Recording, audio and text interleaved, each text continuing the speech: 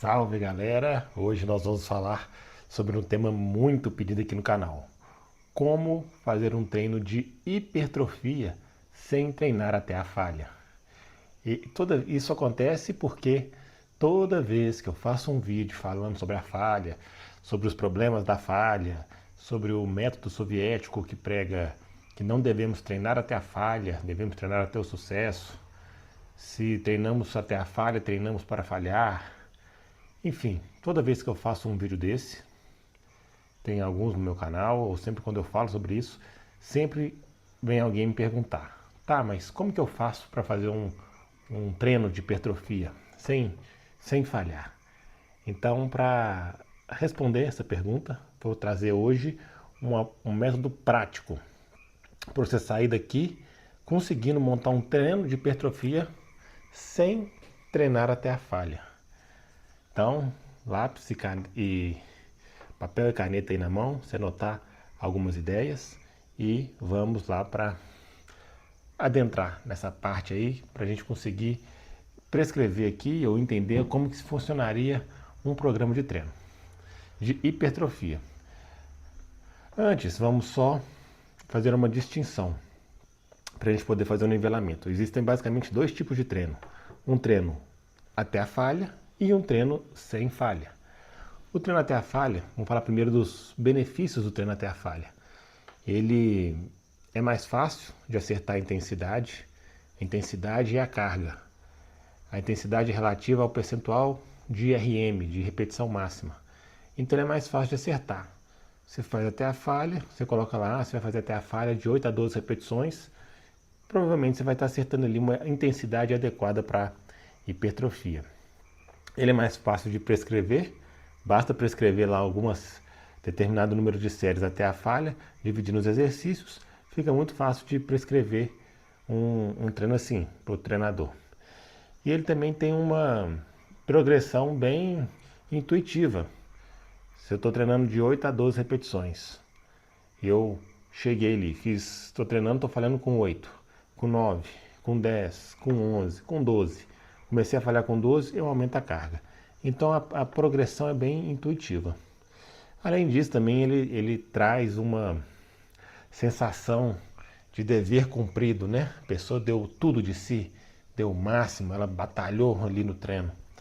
Então seriam os benefícios aí do treino até a falha. Quais são os prejuízos do treino até a falha? Primeiro, que ele tem um alto custo de recuperação. Então quando você treina até a falha, você acaba que precisa de um pouco mais de tempo para se recuperar daquele estímulo, tanto entre treinos quanto dentro do próprio treino. Então quando você faz uma série até a falha, você precisa de um descanso maior para você poder fazer uma próxima série até a falha. Senão você não vai conseguir. Se você não descansar adequadamente, você vai ter um rendimento submáximo na próxima série. Da mesma forma, entre treinos, quando você faz um treino cheio de séries até a falha, você precisa de mais tempo para se recuperar daquele estímulo, justamente porque tem um alto custo de recuperação. Outro problema da falha: quando você falha, você acaba prejudicando a sua capacidade nos próximos exercícios. Então, vou dar um exemplo. Vamos supor que você está fazendo supino, aí você fez lá 3 séries até a falha, você vai fazer depois crucifixo.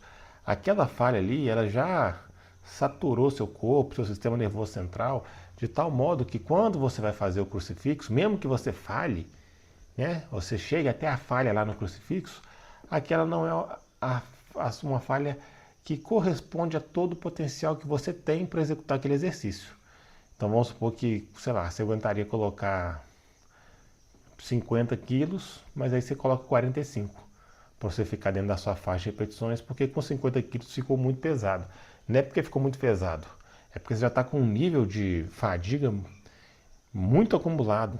Seu sistema nervoso central, seu corpo já está muito estressado já.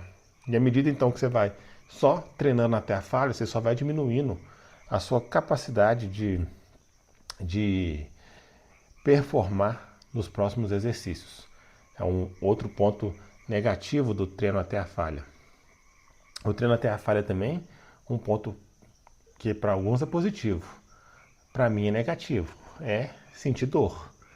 é ficar, é um treino mais sofrido, né? Tem pessoa que gosta, dei tudo de mim, me acabei no treino.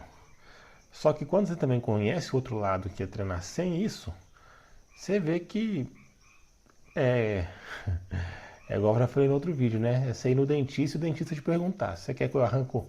Você vai ter que arrancar seu siso. Você quer com anestesia ou sem anestesia? O preço vai ser o mesmo. A forma de pagamento também. O que você prefere?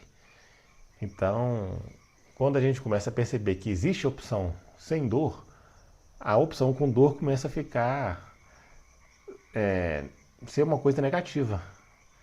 Não é mais uma coisa positiva. Além disso, o treino até a falha, treinar até a falha também é mais perigoso.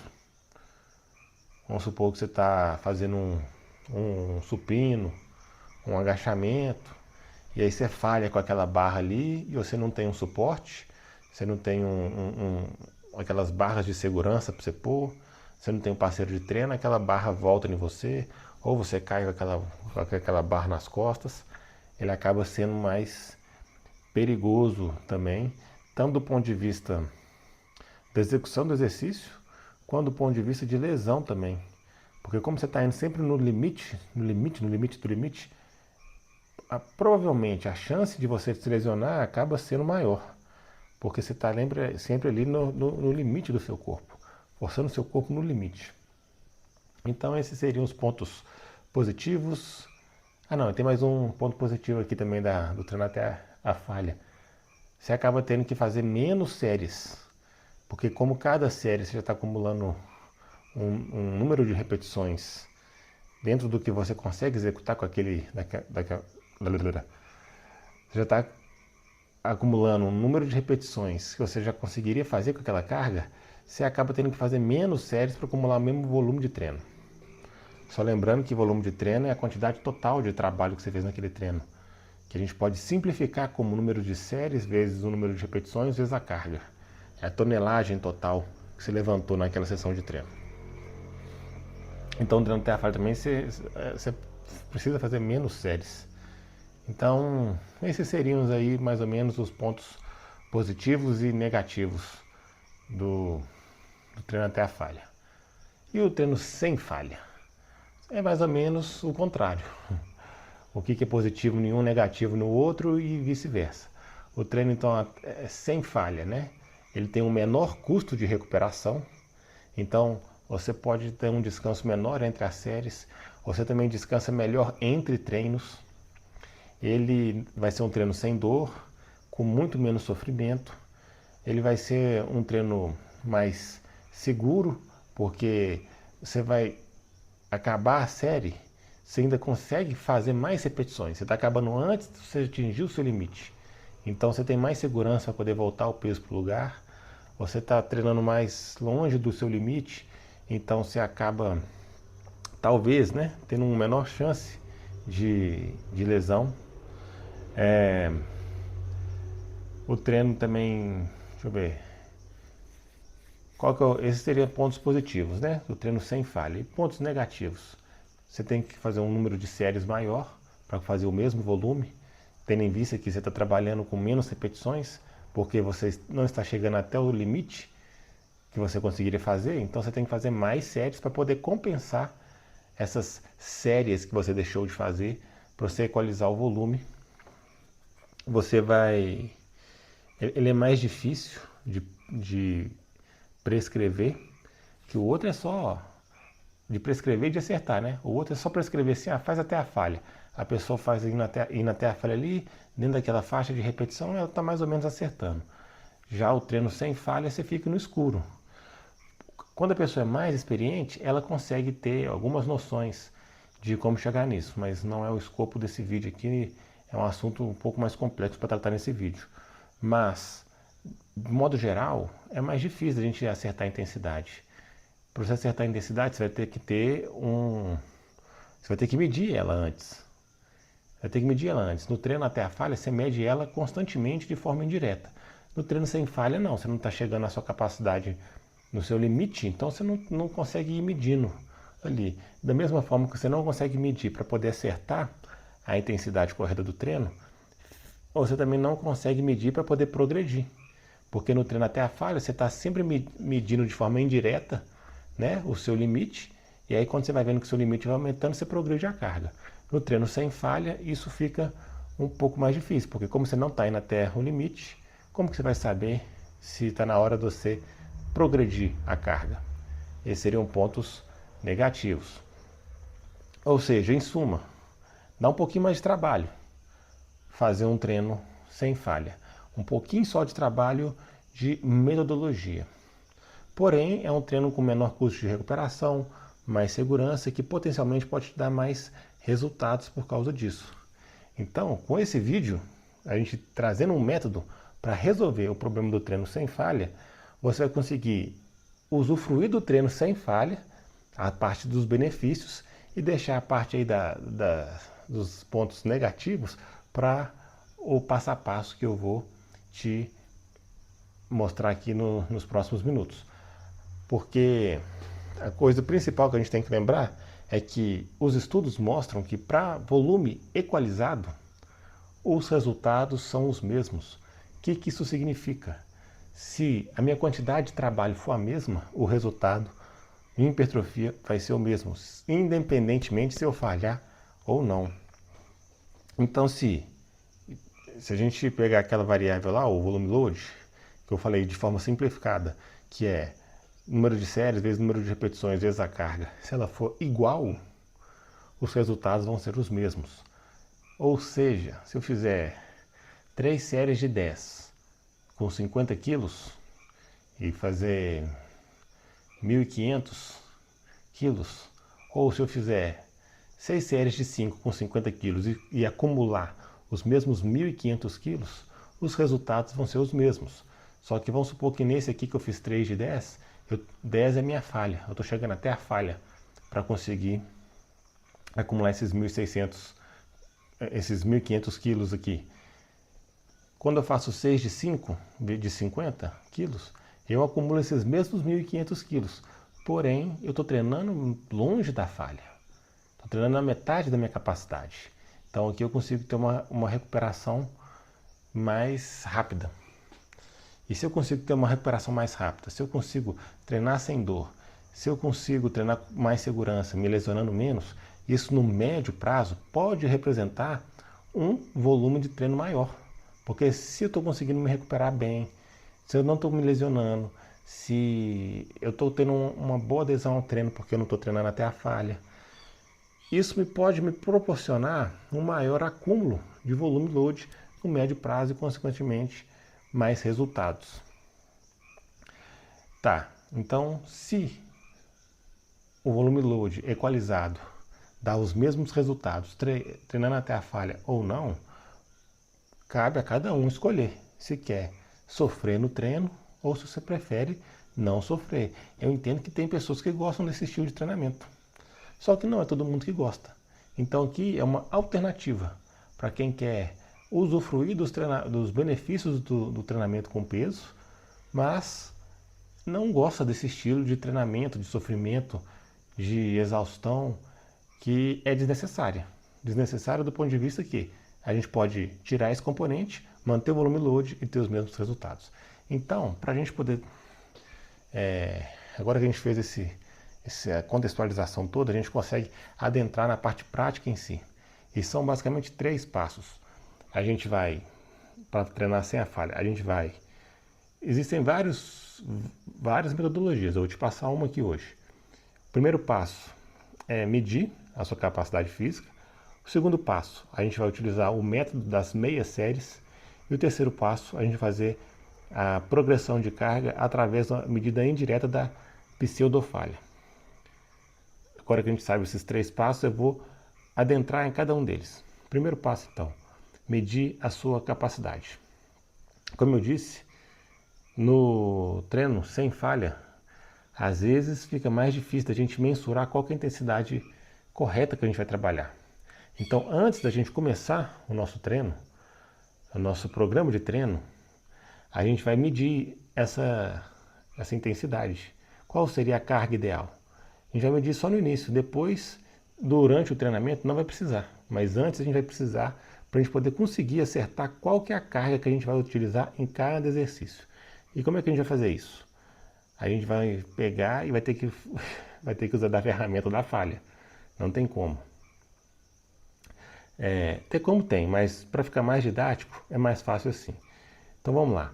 Vamos supor que você vai medir seu supino primeiro. Qual que é a carga que você vai usar no seu supino? Então você vai pegar a sua ficha de treino que você já tem. Se você quiser um vídeo sobre como fazer uma divisão de treino, como calcular o seu volume de treino, deixa aqui nos comentários que aí a gente faz um outro vídeo sobre isso. Supondo que você já tem aí a sua ficha de treino, você já tem aí o seu volume de séries que você vai fazer e você só vai transformar ela de uma série, de um treinamento que você está fazendo até a falha para um treinamento sem falha. Então, você já tem lá seus exercícios, já tem suas divisões de treino, já tem as séries que você já tem que fazer, o seu volume de treino já está estipulado. A gente só vai adequar ele para ficar sem a falha.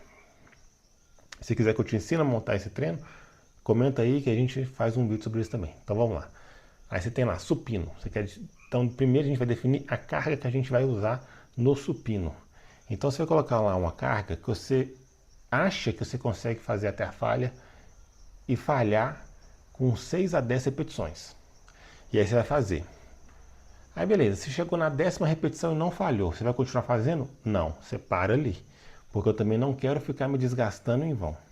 Você coloca a carga ali, descansa de 2 a 3 minutos, aumenta de 5 a 10% aquela carga que você colocou. Então vamos supor que você estava fazendo supino com 50 quilos total. 10% vai dar 5 quilos. Então você pode colocar aí mais 5 quilos, 2,5 kg de cada lado, por exemplo. E aí vai ficar um total de 55 quilos. E aí você faz outra série. E aí você tenta fazer até a falha. E você tenta atingir a falha entre 6 e 10 repetições. Vamos supor que você fez mais 10 repetições e não falhou. Guarda a carga e pode aumentar aí de 5 a 10% da carga. Vamos colocar mais 5 quilos. E aí você vai fazer com 60 quilos agora. Você vai fazer com 60 quilos, tirou a barra, fez lá. Aí vamos supor que você falhou com 8 repetições. Pronto, você falhou com 8 repetições, você já sabe que então com supino você vai fazer com 60 quilos. E aí você vai fazer isso para todos os seus exercícios. Isso vai te gastar um dia para cada ficha de treino. Vamos supor que você treine com 3 fichas, A, B, C. Por exemplo, push-pull legs. Então, para cada exercício da sua ficha de treino, você vai fazer esse teste e vai determinar qual que é a carga ideal para você trabalhar em cada exercício. Beleza. Depois que você gastou aí um dia de cada ficha determinando a carga, agora a gente vai então utilizar o método das meias séries. O que é isso? Basicamente seria o seguinte, em vez de você fazer 3 séries de 10, você vai fazer 6 séries de 5. Mas a gente vai fazer uma pequena adaptação nisso aí. O que acontece? Quando você fazer 3 séries de 10, se 10 seria a sua série até a falha, você vai ter que descansar aí mais ou menos uns 3 minutos. Mais ou menos uns 3 minutos aí, entre uma série e outra. Quando você vai fazer só meia série, você não precisa descansar isso tudo. E a gente não vai precisar descansar completamente. Então a gente vai fazer o seguinte, a gente vai colocar um descanso de 30 segundos a 1 minuto e vai fazer metade do que a gente fez no nosso teste lá do dia anterior. Então eu fiz 8 repetições com 60 quilos. Então eu vou fazer 4 repetições, séries de 4 repetições apenas com aqueles mesmos 60 quilos. E aí vamos supor que estava prescrito que era para você fazer 3 séries de 10. 3 séries de máximo, né? No caso seria 3 séries de 8. Então, em vez de fazer 3 séries de 8, o que a gente vai fazer? A gente vai tirar uma série e vai fazer essas 2 séries, a gente vai fazer ela em meias séries. Então, a gente vai fazer 4 séries de 8. A gente vai fazer, 4 séries de 4 repetições. Porque o 8 é a nossa capacidade máxima, a gente vai fazer a metade. 4 séries de 4 repetições. E a última série a gente vai fazer até a pseudofalha. Eu vou explicar daqui a pouco. Então vão ser 5 séries no total. Então a gente vai fazer 4, 4, 4, 4 repetições. Chega aqui, a gente faz uma série até a falha. Só que nessas séries aqui, nessas primeiras 4 séries, a gente vai dar de 30 segundos a 1 minuto de descanso. Então você vai lá, tirou, fez 4 séries. Ó, 4 repetições, descansou, ali uns 30 segundinhos a 1 minuto, tirou, fez mais 4 séries, descansou. Por quê? Aqui a gente vai estar acumulando volume fácil. Aqui a gente também vai estar acumulando volume com baixo custo de recuperação. A gente vai tentar vai dar um estímulo mais antiglicolítico para poder também diminuir o custo de recuperação. Então aqui a gente está acumulando volume fácil, porque lembra que se o volume load for igual, os resultados vão ser os mesmos. Então aqui a gente está acumulando volume longe da falha, nessas 4 primeiras séries. E a gente está dando um descanso curto, porque a gente, como o custo de recuperação é mais baixo, a gente consegue se recuperar bem entre as séries, mas além disso, eu quero fazer um acúmulo de fadiga gradual aqui, de tal maneira que, quando eu chegar nessa última série, da 4ª para a 5ª série, eu vou dar de 1 minuto a 1 minuto e meio de descanso. Eu vou dar um descanso um pouquinho maior. Esse descanso um pouquinho maior vai ser para eu poder me preparar para essa última série, mas eu vou manter um nível de fadiga acumulado, de tal maneira que eu chegue até a falha aqui, mas essa falha aqui não é uma falha real, é uma falha já com uma fadiga acumulada, de tal maneira que eu faço uma falha mais rápida, uma falha com menor custo de recuperação, porque eu estou visando o menor custo de recuperação aqui. Então, vamos supor que então você vai fazer lá 4, descansou 30 segundos, faz mais 4, descansou mais 30 segundos, faz mais 4, descansou mais 30 segundos a 1 minuto, faz mais 4, descansou 1 minuto e meio e parte para a última. Aí nessa última aqui você tenta fazer até a falha. Aí vamos supor que nessa aqui saiu 6 repetições. Beleza, você vai anotar lá. E você vai manter essas primeiras 4 séries com 4 repetições. E aí você vai progredindo através dessa última série, que eu estou chamando de pseudofalha. Então aqui é o nosso terceiro passo do método. Então o primeiro passo a gente mediu a carga que a gente vai usar nos exercícios. No segundo passo, a gente está acumulando a nossa maior parte do volume de treino através de séries fáceis, através de séries longe da falha. E a nossa última série, a gente está indo até a pseudofalha para criar uma falha rápida, com baixo custo de recuperação, mas que ao mesmo tempo nos dê uma medida indireta de como nós vamos progredir no nosso treinamento. Porque, como eu sempre digo aqui, ninguém treina para ficar mais fraco, ninguém treina para ficar igual, todo mundo treina para ficar melhor. Se eu quero melhorar, meu treino tem que progredir. Então, nessa última série, eu faço umas pseudofalhas. Então, vai ser uma falha que eu já estou com um acúmulo de fadiga, uma falha mais rápida, com baixo custo de recuperação, mas que vai me permitir ter uma medida indireta do meu aumento de condicionamento para poder progredir minha carga. Então, voltando ao exemplo do supino. Então, eu vou fazer 4, 4, 4, 4, aí vamos supor que sai 6. Aí, depois de um tempo, vai sair 7. Depois de um tempo, vai sair 8. Aí, depois de um tempo, vai sair 9. Opa!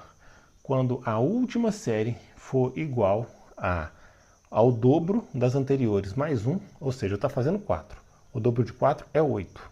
Quando eu conseguir fazer mais que 8 repetições, eu aumento as minhas séries anteriores em uma repetição. Então vamos falar isso na prática para poder desenhar. Então vou fazer 4, 4, 4, 4, 9. Consegui chegar em 9 repetições, no próximo treino eu vou fazer 5. Aí eu vou fazer 5, 5, 5, 5 e aí eu vou até a falha novamente.